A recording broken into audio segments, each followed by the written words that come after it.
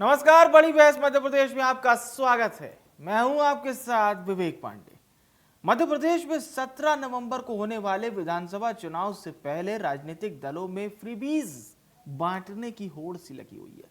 BJP की लाडली बहना योजना के बाद कांग्रेस ने भी वोटर्स को आकर्षित करने के लिए फ्री शिक्षा की गारंटी दी है। कांग्रेस के साथ ही आम आदमी पार्टी ने भी मुफ्त शिक्षा गारंटी देकर मध्य प्रदेश के वोटर्स को लुभाने की कोशिश की।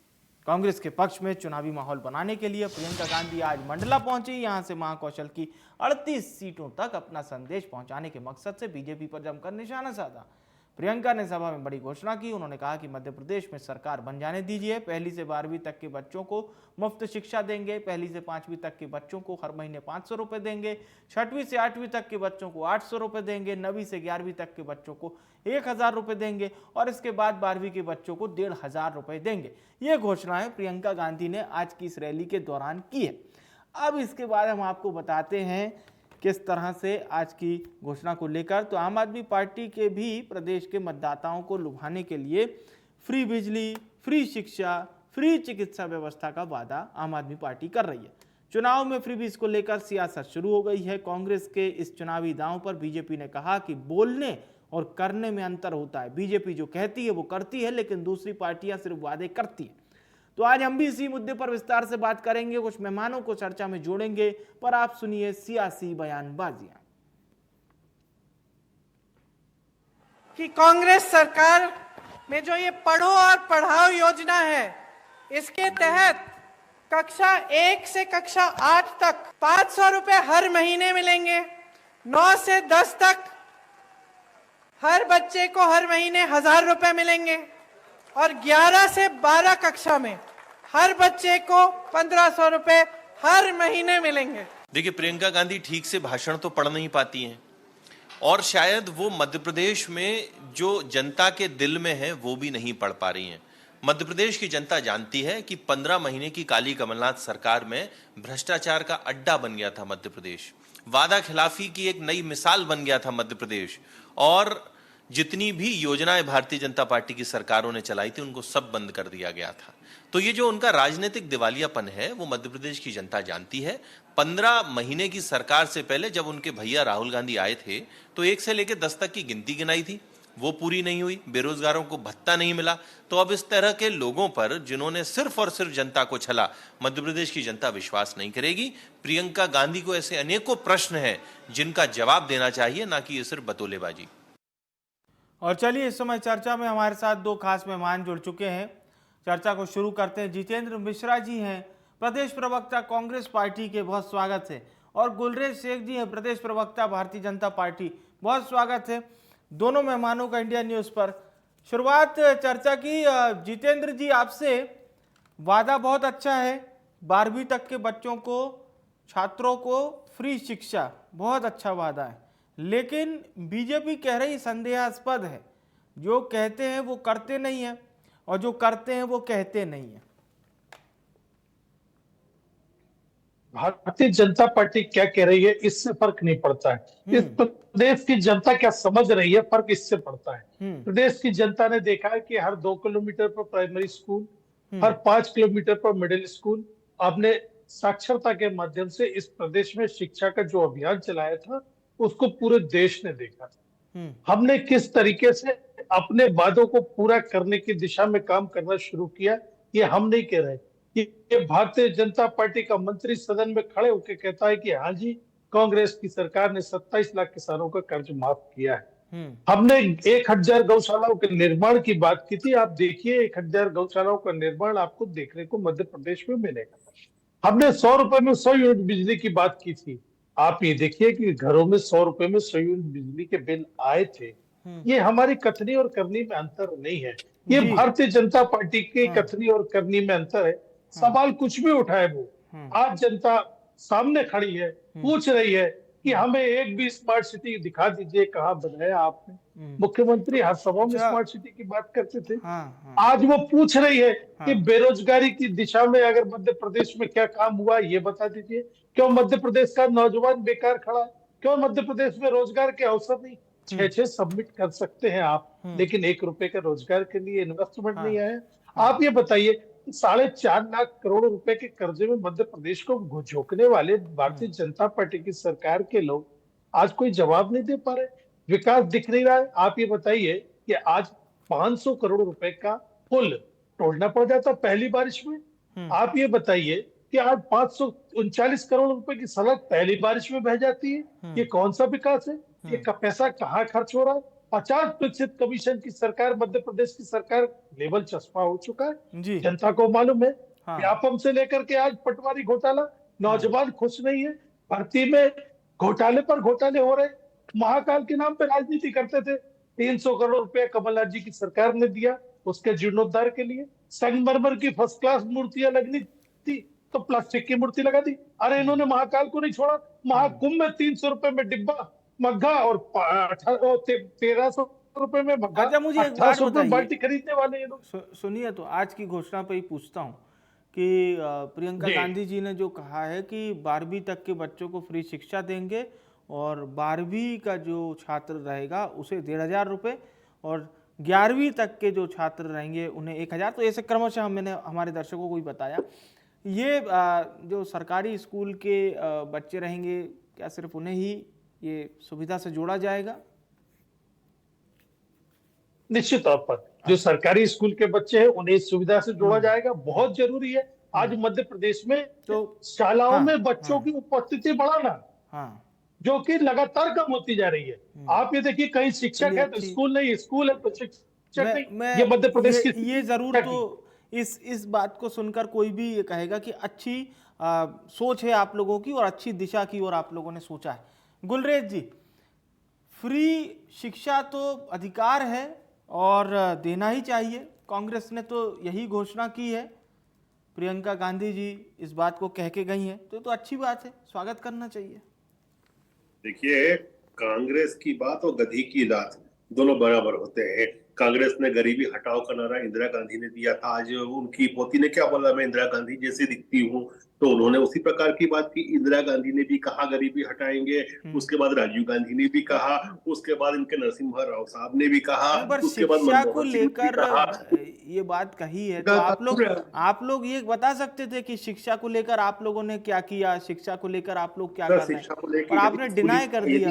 हाँ नहीं, यदि स्कूली एजुकेशन की बात करें तो इनके कालखंड में और हमारे कालखंड में शालाओं का जो विस्तार हुआ है ना, 699% हुआ है। कितना? 699%। ये तो कभी सोच भी नहीं सकते ये सब करने का। और अभी अभी आपने देखा किस गति से हमने सीएम राइज स्कूल्स को बनाया है। ये लोग केवल बातें कर सकते हैं। और दूसरी बात बौखलाहट है।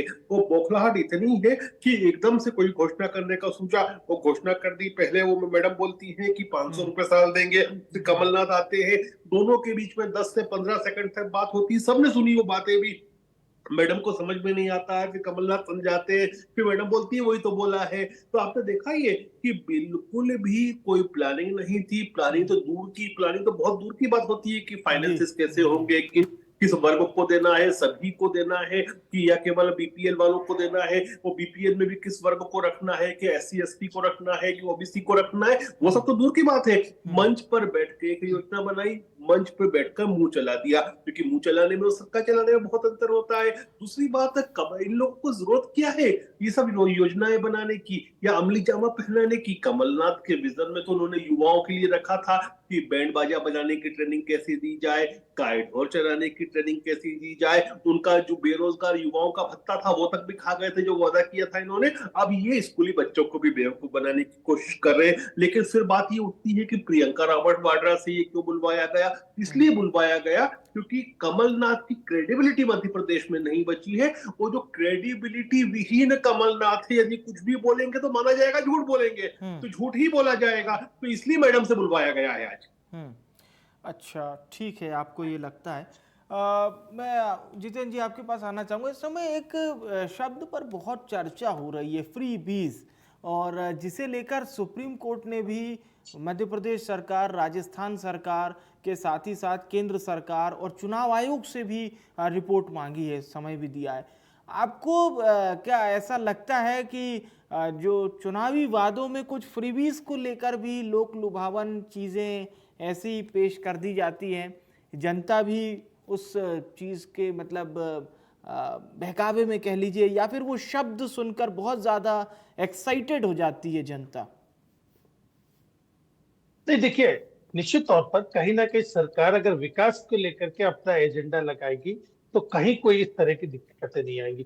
लेकिन सरकारें विकास के नाम पर जब फेल हो जाती, जब इस तरीके के काम करती है, आप बताइए कि आज किसान मध्य प्रदेश में डेली आपने देखा आत्महत्या कर रहा है। सबसे बड़ी पूरी मध्य प्रदेश की किसान है, कृषि पर आधारित मध्य प्रदेश की अर्थव्यवस्था है, उसको मजबूत करने की दिशा में आपने क्या काम किया?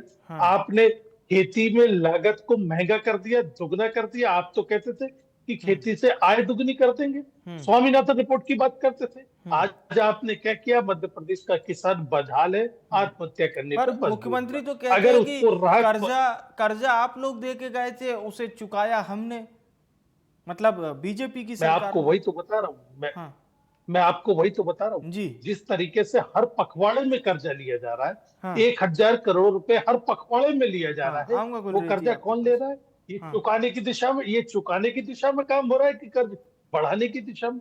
आज हाँ आपकी देखिए 4.5 लाख करोड़ रुपए का कर्ज मध्य प्रदेश पे थोप दिया। हाँ। शिक्षा के नाम पर शून्य, स्वास्थ्य के नाम पर शून्य, अस्पताल है तो डॉक्टर नहीं, डॉक्टर है तो नर्स नहीं। ये हालत हाजरा मध्य प्रदेश का है। आप ये बताइए कि अगर किसान को मजबूती की दिशा में सरकार काम करती तो मध्य प्रदेश की अर्थव्यवस्था कहां से कहां पहुंच जाती। आज कर्ज लेने की जरूरत नहीं, लेकिन किसान की दिशा में कार्य नहीं किया गया। खेती को मुनाफे का धंधा बनाने की दिशा में कार्य नहीं किया गया।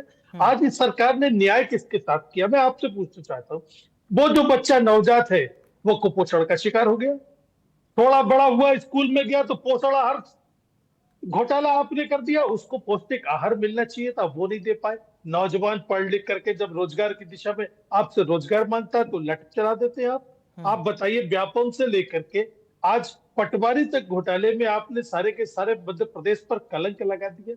इसके पीछे आपकी नीयत भी तो समझ में आनी चाहिए। अब जब चुनाव आ गया आपका, तब आपको समझ में आया कि वोट कैसे मांगे, तो लाडली बहना स्कीम आ गई आपकी। 18 सालों में आपको ये याद नहीं रहा कि मध्य प्रदेश की महिलाओं को मजबूत करने की दिशा में काम करना चाहिए। मध्य प्रदेश का युवा नौजवान रोजगार की तलाश में घूम रहा है, लेकिन उस दिशा में काम नहीं किया गया। अब मामा रो रहे हैं कि बहुत याद आऊंगा, मैं चला जाऊंगा। तो अरे, याद आने की बात जब होती जब आपने कोई ठोस कदम इस मध्य प्रदेश की धरती पर उठाया होता। लेकिन आज आपने मध्य प्रदेश के लिए क्या किया? सवाल जनता पूछ रही। कांग्रेस अपनी जगह है, लेकिन इस समय भारतीय जनता पार्टी और जनता के बीच में लड़ाई आपने देखा किस तरीके से तो बाहर आप से ला लोगों करके लोगों को को ऐसा चुनाव लड़ाना ऐसा पड़ा। लग रहा है कि मान लीजिए बीजेपी से अगर जनता नाराज है तो कमलनाथ जी और कांग्रेस में अपना भविष्य ढूंढ रही है जनता, ऐसा? नहीं, उसके ऐसा नहीं, उसके पीछे 15 नहीं, महीनों का शासन है। लेकिन मिश्रा साहब, अगर नाराज है तभी ना कमलनाथ जी को और कांग्रेस को चुनेगी। विकल्प नहीं नहीं क्यों नहीं, चुनता है देखिए, आदमी? मैं आपको बता रहा हूँ। आपकी नजर, जैसा मैं आप बता रहे बिल्कुल, हैं, जैसा आप बता रहे हैं कि बीजेपी मैं से आपको नाराज है मैं जनता, आपको अगर बीजेपी मैं से सब मैं ऑल इज वेल आपको होते तो फिर आपको मैं क्यों आपको चुनते? वही बता रहा हूँ आपको क्यों चुनते? कि लगातार देखिए, मैंने आपको यह बताया कि लगातार 3 बार से भारतीय जनता पार्टी चुनाव में जीती, सरकार बनाई, लेकिन 15 महीने का जो कार्यकाल जनता ने देख लिया, उसमें फर्क उससे समझ में आ बहुत गया। प्रभावित है कथनी और जनता। करनी, उससे जनता प्रभावित हो गई कि शुद्ध के लिए युद्ध, माफियाओं के खिलाफ युद्ध, किस तरीके से कांग्रेस की सरकार में चला। ठीक 100 ठीक रुपए है। में 100 यूनिट आप बिजली। आज बिजली के बिलों के क्या हाल है आपने देखा। तो दोनों सरकारों को देखने से जनता समझ गई कि भारतीय जनता पार्टी की सरकार जो है लगातार, अगर अभी प्लानिंग की बात कर रहे थे गुलरेज जी की, आपकी प्लानिंग क्या है? अरे श्रीमान जी, 50% कमीशन की सरकार मध्य प्रदेश में, ये 50% कमीशन अगर हमने रोक गुलरेज दिया, जी से ही पूछते हैं, निश्चित उनको तौर पर टाइम मध्य देते हैं प्रदेश थोड़ा। की जनता को हाँ। खुशहाल किया जा सकता है। आते हैं सर, फिर से चर्चा में जुड़ेंगे। गुलरेज जी, सवाल ये है कि जनता अगर आपकी सरकार से नाराज है, बीजेपी से नाराज है, तो वो कांग्रेस को चुनेगी, एक बात। और दूसरी चीज ये हो रही है, कांग्रेस का ये कहना है साहब कि कांग्रेस तो अपना जोर लगा ही रही है, इधर जनता भी जोर लगा रही है। हाँ, कांग्रेस तो जोर लगा रही है हारने के लिए, क्योंकि जिस प्रकार की ये बातें करते हैं और आपस में सिर्फ टम्बल करते हैं, और जनता भी इनको हराने के लिए जोर लगा रही है।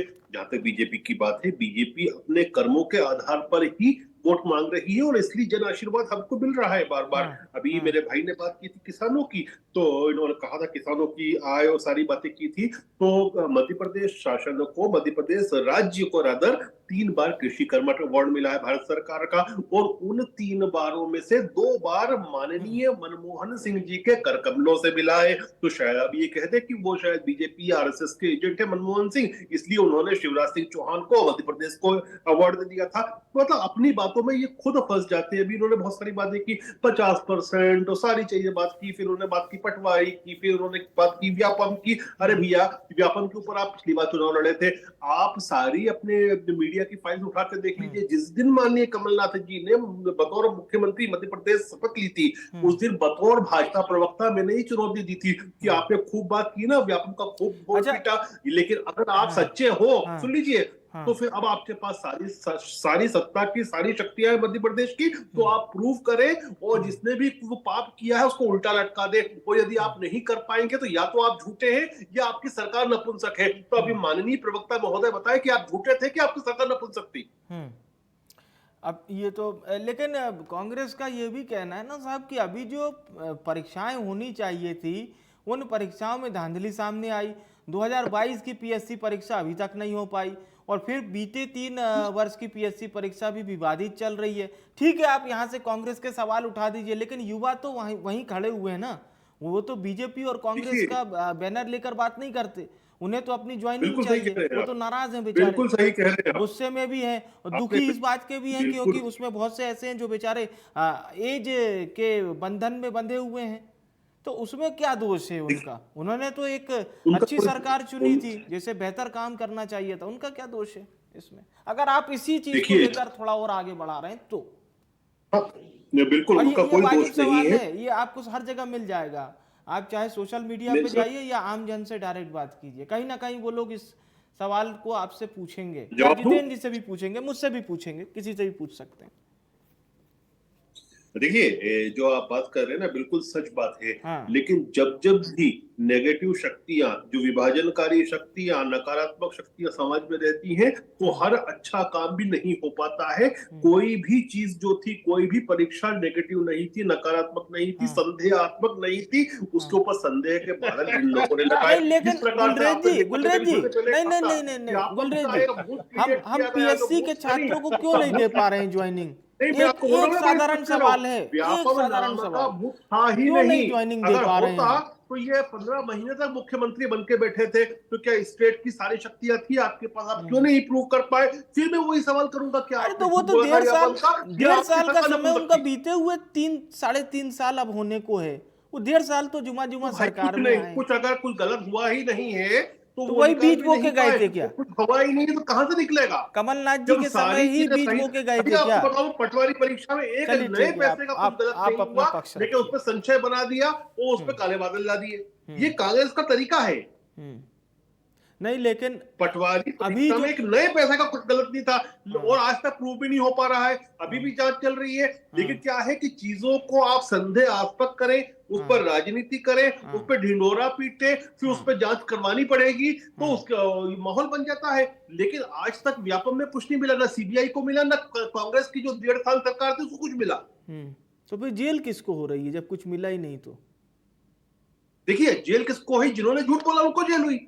अच्छा। या फिर जो चोटे थे, जैसे वो मृगलानी जिनके थे, आरक्षक भर्ती परीक्षा घोटाला में जेल हुई है, एसआई में जेल हुई है, मंडी में जेल हुई है। ये खबरें हम लोग पढ़ते हैं। नहीं, जो कुछ तो गलत होगा ना, तभी तो जेल हुई है ना। मैं तो कुछ तो शब्द यूज कर रहा हूँ, बहुत सामान्य प्रक्रिया, मैं तो जजमेंट पढ़ ही नहीं रहा। ठीक है, बहुत वृहद हो जाएगी फिर चर्चा। काफी कुछ आपने जवाब भी दिया है। सर, मैं निवेदन करता हूँ कि कल आप इसी पे रखें, मैं आऊंगा। नहीं, ठीक है सर, मैं तो मेरे पास एक बहुत ही संक्षिप्त समय होता है, कोशिश करता हूं उसमें आप सम्मानित प्रवक्ताओं से मैं इसी पे आऊंगा। ठीक है सर, कोशिश। जितेंद्र जी क्या कहेंगे सर? गुलरेज जी ने क्या संतोषजनक जवाब दिया? जितेंद्र जी, फिर मैं आपके पास आता हूँ। उनको भी अपनी बात रख लें। मैं आता हूँ आपके पास। गुलरेज जी बोलिए, मिश्रा जी बोलिए। जो जरूरी था उन पर बात करना चाहिए थी। आप ये बताइए मुझे कि 3 साल से आपने पीएससी की बात की इनके पास जवाब नहीं है, पटवारी घोटाले की बात की इनके पास जवाब नहीं है। हर परीक्षा में क्यों ठीक है गुलरेज जी, सुनिए प्लीज प्लीज प्लीज, आप भी बोल रहे हैं, वो सुन रहे थे, थोड़ा सा सुनना आपने एक पड़ेगा। बात सही कही कि जब नकारात्मक लोग बैठ जाते हैं तो निश्चित तौर पर इस तरह की घटनाएं होती हैं। ये जो भारतीय जनता पार्टी की सरकार है, एक घोटाला नहीं 254 घोटालों की सूची है श्रीमान जी। यही तो और प्रॉब्लम हमने है। क्या किया? घोटाला एक नहीं 15 है, महीने लेकिन की आप सरकार में सूची जब बनाने हमने वाले, चलिए आप थोड़ा घोटाला सुनिए, थोड़ा आपके अंतिम मतलब क्या होता है? चर्चा एक नए अच्छी में है। से होता नहीं है। जब अगर हमने होता तो क्या आप माफियाओं हमको के छोड़ते? खिलाफ कार्रवाई की और 1.5 उसमें साल तो हमारी भारतीय खाली खींच जनता लेते। पार्टी के लोग फंसते नजर आए तो आपने सरकार गिराने का कुकृत्य किया, आपने सरकार साजिश रची। आपके भारतीय कमलनाथ जनता की पार्टी गद्दी के को लोगों बांध को लेकर आई, जो विधायकों बात को को चलो स्वीकार चलो करना चलो चलो पड़ेगा कहते थे, कि जो मध्य सिंधिया जी प्रदेश को में कहते थे सड़क पीएमसी को की उतर जाओ, परीक्षाओं को ये जो लेकर आपका क्या बातचीत कहना है? थी ना आप हर लोगों की, परीक्षा के उसने से सरकार गिराई थी, घोटाला आप नजर लोग हो आता है। गए। इसको लेकर के कोई ना कोई बताइए, जवाब तो आपके पास संशय होना मत चाहिए। रखिए। अब आप सरकार इसके लिए अपने भी रंग अगर से गिरी है, अपनी इसके बदतमीजियों लिए से भी गिरी आप है, पंडित नेहरू अपनी को दोषी नाकारियों से गुलरेज गिरी जी, है, मुझे अपनी लगता है विजय जी, नाकारियों से गलत कर रहे गिरी हैं। है, आपको आपकी अपने झूठों से गरेवाल गिरी बहुत है। कम समय बचा है, आप लोग अगर आपकी एक एक करके सरकार अपनी इस बात मध्य प्रदेश रखेंगे के तो ऊपर समझ में गलत आएगी। है, इस बात को स्वीकार करना चाहिए। आप नौजवानों को रोजगार नहीं दे रहे। अरे भैया, हमने तो आप उसी दिन परीक्षाओं चुनौती दी में थी कि व्यापम में घोटाले किसी ने करते कुछ हैं। भी एक नए आपने पैसे का 4 गलत करोड़ किया है रुपए तो उसको मध्य सूली प्रदेश पे के चढ़ा लोगों देना। को गरीबी कुछ भी रेखा नहीं था, नीचे कुछ लाके निकला खड़ा भी कर दिया। नहीं, क्योंकि हाँ, कुछ कोई होता तो जवाब नहीं है निकलता। आपके पास। लेकिन फिर भी आपके झूठ की खेती करते रहते हो। च- झूठ की लहलहाती फसल का नाम तो कांग्रेस पार्टी है, और जनता आग लगा देगी इस फसल में। चलिए ठीक है, जनता किसको आग लगाएगी और किसको आशीर्वाद देगी ये तो आप देखेंगे। लेकिन एक अंतिम प्रतिक्रिया गुलरेज जी आपकी लेते हैं, उसके बाद फिर इस कार्यक्रम का समापन। बोलिए। देखिए, मैं तो कांग्रेस से ये कहूंगा कि जन सरोकार के काम होना चाहिए, लेकिन उसमें जनता को मूर्ख बनाने की चेष्टा नहीं करनी चाहिए। और आज जो देखा गया ना, प्रियंका रावत वाड्रा को मालूम भी नहीं था क्या बोल रही हैं। कमलनाथ जी उनको डायरेक्ट कर रहे थे, उनको डिक्टेट कर रहे थे, ये अच्छी बात नहीं है। दूसरा, कमलनाथ की क्रेडिबिलिटी इतनी कम हो गई है कि अब वो जो वहां से बुलाना पड़ रहा है दिल्ली से, और वो आके बोलती है कि मैं इंदिरा गांधी जैसी दिखती हूँ। तो ये तो क्रेडिबिलिटी बची है इन लोगों की, क्या बोले, बदकिस्मती है। चलिए ठीक है सर, क्रेडिबिलिटी पे इस बात को अब यहीं खत्म करते हैं। बहुत बहुत शुक्रिया करता हूं गुलरेज जी आपका भी, जितेंद्र जी आपका भी धन्यवाद हमारे साथ कार्यक्रम में जुड़ने के लिए। शुक्रिया आप दोनों मेहमानों का। बहुत वृहद चर्चा नहीं होती हर बार, पर चर्चा में कुछ शब्द ऐसे आ जाते हैं जो हमेशा उस चर्चा को वृहद बना देते हैं। एक मुद्दे से चर्चा शुरू होती है और तमाम मुद्दों तक होते होते गुजरती है, और मुद्दे भी एक से बढ़कर एक हैं। पक्ष के पास भी हैं, विपक्ष के पास भी हैं। बताने के लिए बहुत कुछ है, छिपाने के लिए बहुत कुछ है, जताने के लिए बहुत कुछ है। पर क्या जनता लिस्ट बाय लिस्ट और शब्द दर शब्द नेताओं के एक एक भाषणों का ऑब्जर्व करती है या नहीं?